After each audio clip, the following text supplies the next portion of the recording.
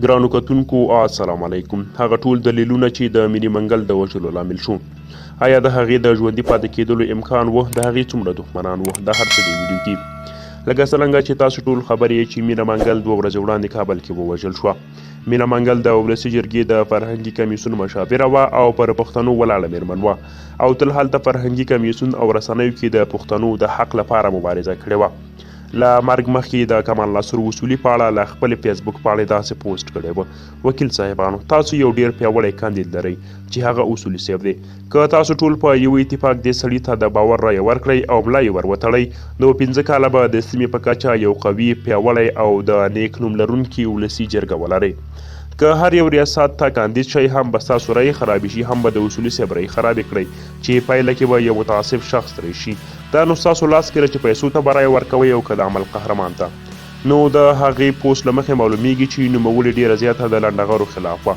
موضوع لا هم پوره څرګنده نه ده چې ولې وژل شوې ده، خو یو دلیل یې شاید پورته خبرې هم کیدلی شي چې د کومو لنډغرو لخوا تورو شوي وي. بل یې په پاڼه لیکلي وو چې یو افغان د الخور راته اختارونه راکوي. نو همدې موضوع ته ورته د په ټولنیزو رسنیو کې د پاکستان پاڼو د هغې په مرګ خوشحالي څرګنده کړې. لیکلي دي د پاکستان خلاف د زهرو خورولو والا افغان خبریاله د نامعلومو کسانو لخوا ووژل شو. الله اکبر. بل دلیل دا په ګوته شوی ده چې پخوانی خاوند سره یې ستونزه وه او ډېر خلک په دې باور دي چې د هغه لخوا وژل شوې ده او همداسې د هغې د وژل کېدو د لامل په هکله پولیس وایي. د مینې منګل په وژلو کې د ولسي جرګې یو کارکوونکی او د هغې پخوانی میړه تورن دی. پولیس ګمان کوي چې مینه به یې پخواني خاوند وژلی وي. د کابل د امنیه قماندان سید محمد روشندل رسنیو ته ویلي د مینې او د دې د پخواني خاوند چې اوس سره بیل شوي وه ترمنځ جنجالونه وو او پخوانی خاوند یې هغه تهدید کړې وه. روشندل وایي د مینې پلار هم په مستقیمه توګه د دې میرمنې پر پخواني خاوند د قتل ادعا کړې او پولیس په لټه بوخت دي. د مینې پلار وایي چې لور یې د دې د پخواني خاوند له خوا په مرګ تهدید شوې وه.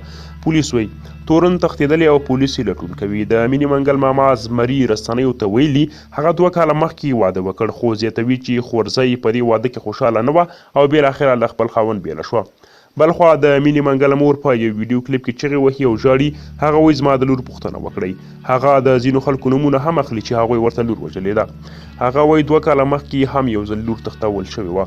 هغه وایي یاد کسان چې د هغې لور یې تښتولې وه ونیول شو، خو څارنوال پیسې واخیستې او ټول یې آزاد کړل. هغې په ډاګه وویل چې پروین نوابې او عارف چې څارنوالان دي د مینې له اختطافچیانو یې پیسې وخوړلې. مور یې وایي هغې ته هر وخت اخطارونه ورکول کېدل. د مینې مور له حکومته غواړي چې د مینې تویه شوې وینه وګټي. هغوی وایي موږ ثبوت هم لرو چې مینه چا وژلې. دولت باید یاد کسان ونیسي او اعدام یې کړي. هغې وویل چې موږ د یادو کسانو بند نه غواړو، اعدام یې غواړو. هغه وایي که بندیان شي نو دا خلک بیرته په پیسو ځانونه خلاصوي. بلخوا خلک هم داسې پیښو اندېښمن کړي دي. دوی وایي پایتخت کې داسې بدحال ده، د حوزې پولیسو ترڅنګ خلک په نښه کېږي او وژل کېږي، خو قاتلین یې نه نیول کېږي. خبره دا هم ده چې د مینې منګل دښمنان یو یا 2 نه وو. پورته مو یادونه وکړه چې هغې د لنډغرو مخالفت کولو. هغې به تل د نورو جاسوسانو مقابل کې د حق غږ پورته کولو او بل هغې سره یې د پخواني خاوند دښمني او بل یې د نظام او ملي ځواکونو ملاتړ کولو او همداسې هغې تل د هغو کسانو مخالفت کولو چې ناحقه خلک وژني او هېواد ورانوي. نو داسې بې امنه ښار کې د دومره دښمنانو منځ کې ژوندي پاتې کېدل ډېر کم امکان لري. د هغې په ترور کېدو اکثر افغانان خفه دي او ټولو خلکو پر پولیسو توندې نیوکې کړي او ویلي دي چې دوی د جدي پیښو په مخنیوي او په خاص ډول د مطرحو او مشهورو څیرو په خوندیتوب کې پاتې راغلي. دا په داسې حال کې ده چې د کابل کې د ترور پیښې زیاتې شوي، په رڼا ورځ ترور کېږي او عاملین تښتي.